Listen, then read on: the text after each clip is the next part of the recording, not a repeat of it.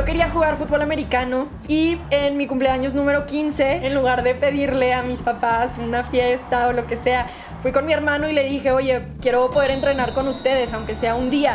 O sea, tus chambelanes de tu quinceañera fue la línea defensiva de los aztecas. Sí, los que salían en mi foto de cumpleaños eran hombres de 15 años, sudados, con casco, que habían estado ahí revolcándose en la tierra.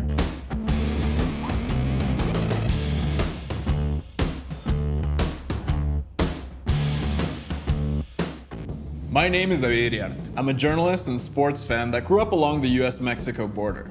During this series, I'll be interviewing young Latinos who are making football a more diverse and inclusive game. This is Footprint. The reality is that in many industries, women haven't had the same opportunities and amplification that men have had, and sports is no exception. In recent years, a new generation of female game changers have been breaking down barriers and rupturing with cultural norms associated with women in football. Today's interview is with a great young Mexican athlete and sports news anchor that's trying to lead the change by example to great success. Today's guest is Rebeca Landa. Rebeca Landa, encargada de representar a México en el Mundial de Flag Football Panamá 2018. Ganaron. Rebeca, welcome to Footprint. Entonces, ¿cómo empezó este interés? Pues fíjate que tenía 8 años y mi papá me llevó a ver al cine Duelo de Titanes. Y me voló la cabeza, o sea, el deporte como tal, las jugadas, el ambiente entre los jugadores, los uniformes, la música de la película, sino también lo que yo creo que más me impactó fue darme cuenta de que el deporte tenía una trascendencia mucho más allá, fuera de la cancha, ¿no? ¿Atribuyes ciertos retos que has tenido en tu carrera al machismo o a la misoginia? Creo que desde el principio me enfrenté a eso. Te digo, como que la gente no estaba acostumbrada a escuchar a una mujer. Hay veces que incluso das el contenido muy bueno y nada más porque tu voz es un poco más femenina ya parece que molesta, ¿verdad? Yo quería demostrar que las mujeres podíamos hablar de fútbol americano y que realmente sentimos mucha pasión por esto. Bienvenidos a NFL Digital. Yo soy Rebeca Landa, les doy la bienvenida en este primer cuarto de la temporada que ya pasó. Yo cuando iba a los partidos de fútbol americano iba con mis amigas o con mi hermano o con mi equipo de tochito, ¿no? No era una actividad que hacía nada más con hombres. Y pues creo que cada vez ha ido mejorando, la verdad. O sea, cada vez veo más mujeres involucradas, creo que hay cada vez más representación, creo que hay cada vez también más apoyo de mujeres a mujeres y hemos empezado a entender que el machismo puede ser también entre nosotras y estamos tratando de eliminar eso.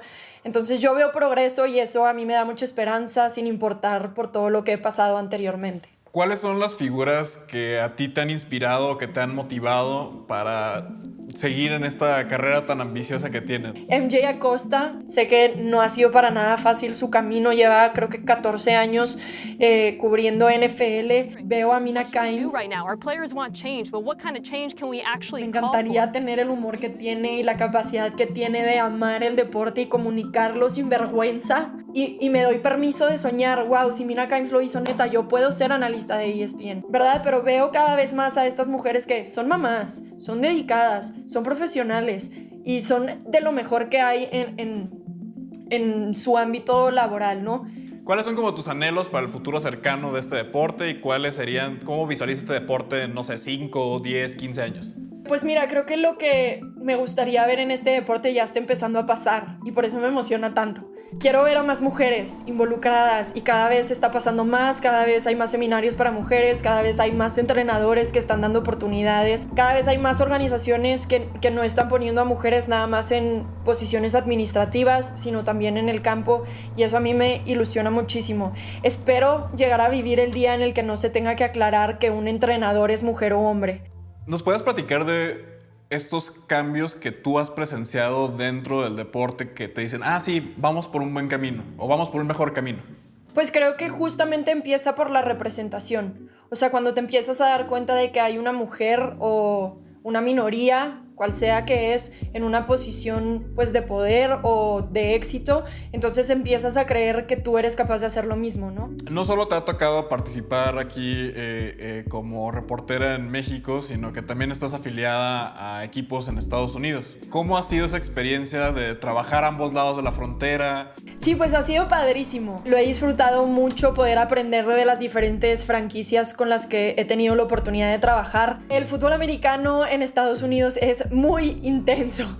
Yo sé que en México somos muy aficionados, pero no hay nada como un fanático de los Kansas City Chiefs a menos 30 grados desde las 6 de la mañana en el estacionamiento, yéndose a las 11 de la noche. O sea, creo que eso es verdadero amor, ¿verdad? He disfrutado mucho conocer un poquito de los dos lados, en el sentido de cómo está creciendo cada vez más la fanaticada mexicana y latina, y cómo hay una comunidad ya muy arraigada de latinos que viven en Estados Unidos hacia el fútbol americano, ¿no? La NFL está cada vez más involucrada en el fanático mexicano, sabe lo importante que es el fanático mexicano para el desarrollo y el crecimiento de la NFL, así que creo que esto nada más va a seguir creciendo.